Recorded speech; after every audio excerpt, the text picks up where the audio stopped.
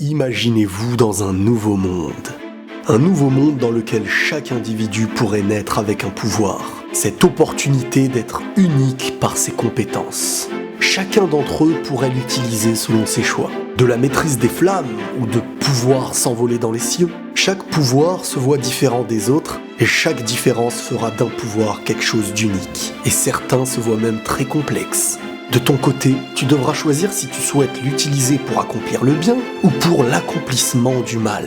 Malheureusement, il y a un détail dans cette histoire. Avant de parler de la maîtrise d'un pouvoir, de cette opportunité de s'entraîner à l'évoluer, il existe une petite minorité qui n'en possède pas cette chance. Certains vont malheureusement naître sans l'avenir d'un pouvoir. Un petit peu comme cet individu, Midoriya Izuku.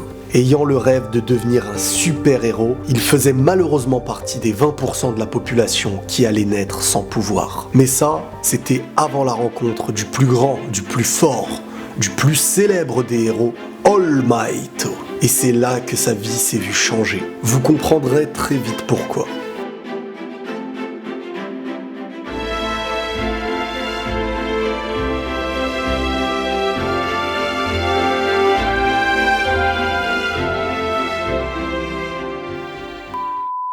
Juste avant de rentrer dans le monde des super pouvoirs, il faut savoir une bonne nouvelle, c'est que les DVD de la saison 1 de My Hero Academia sont enfin sortis. C'est disponible et il y a même, comme vous le voyez ici, la version française. De quoi sont composés les DVD ou les Blu-ray? On va voir tout de suite.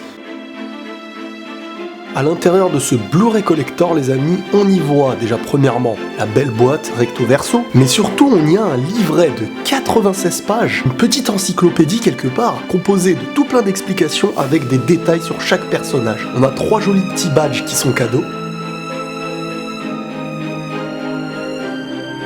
Ces 2 disques Blu-ray. Et un joli poster allongé.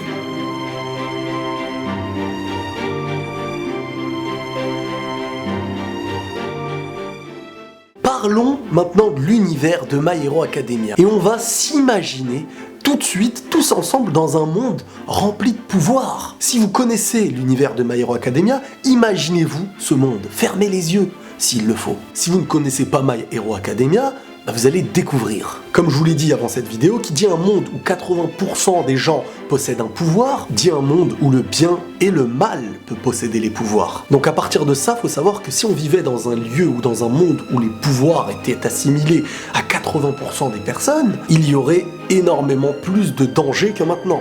Et qui seraient les protecteurs de ce danger? Ceux qui ont aussi des pouvoirs. Les super-héros avec leurs pouvoirs face aux super-vilains avec eux-mêmes leurs pouvoirs. Et c'est un petit peu ça l'univers de My Hero Academia. De mon côté, si je devais trouver un pouvoir, un super-pouvoir à avoir, et je compte sur vous pour me dire dans les commentaires quel serait votre super-pouvoir, réfléchissez bien car vous n'en aurez qu'un à votre naissance. Si vous faites partie des 80%, si vous voulez faire partie des 20% qui n'ont pas de pouvoir, comme Midoriya Izuku, vous comprendrez comment il va réussir peut-être à avancer ensuite dans son objectif d'être un super-héros. N'hésitez pas aussi à le dire dans les commentaires. Alors moi, ce que j'aimerais vraiment, ce qui serait peut-être pour moi le meilleur pouvoir, je pensais que ça allait être le fait de pouvoir voler, parce que ça c'est un truc que je kiffe.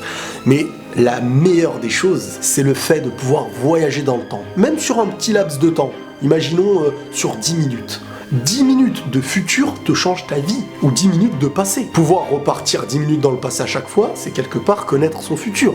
Réfléchis, tu serais toujours en avance sur ton adversaire. Ce que je pense sincèrement de My Hero Academia, c'est que j'ai vu la saison 1, j'en avais même fait une vidéo, j'ai commencé My Hero Academia, mais par rapport à la saison 1, ce que j'aime énormément, c'est le fait de voir un personnage auquel on peut s'identifier, quelqu'un qui se retrouve face à des gens qui ont tout de plus que lui, des pouvoirs, et celui-ci de sa propre volonté veut devenir en fait un super-héros. Devenir un super-héros sans les pouvoirs que les super-héros peuvent avoir, comment faire? Et c'est ça que nous enseigne la première saison, c'est que Midoriya Izuku souhaite devenir ce que personne ne peut souhaiter réellement devenir sans les pouvoirs. Et après sa rencontre avec All Might, le plus grand des super-héros, qui lui aussi possède sa faiblesse, et ça il va la confier, il y aura cet objectif d'intégrer UA, l'école quelque part des grands super-héros. Mais pour en arriver là, il va falloir se retrouver face à tout plein de super-pouvoirs, mais j'ai envie de dire qu'il ne faut pas oublier les super-vilains. Les super-vilains, c'est une organisation de méchants qui ont de super-pouvoirs, et de ça, il risque d'y avoir une très belle confrontation. Je n'en dis pas plus, le DVD de My Hero Academia est sorti pour ceux qui veulent posséder cette chose chez soi. Si vous voulez les DVD et Blu-ray, il y aura les liens dans la description. N'hésitez pas à me dire quels seraient vos super pouvoirs dans les commentaires. N'hésitez pas à liker à fond. Les amis, prenez tous soin de vous et la paix sur vous.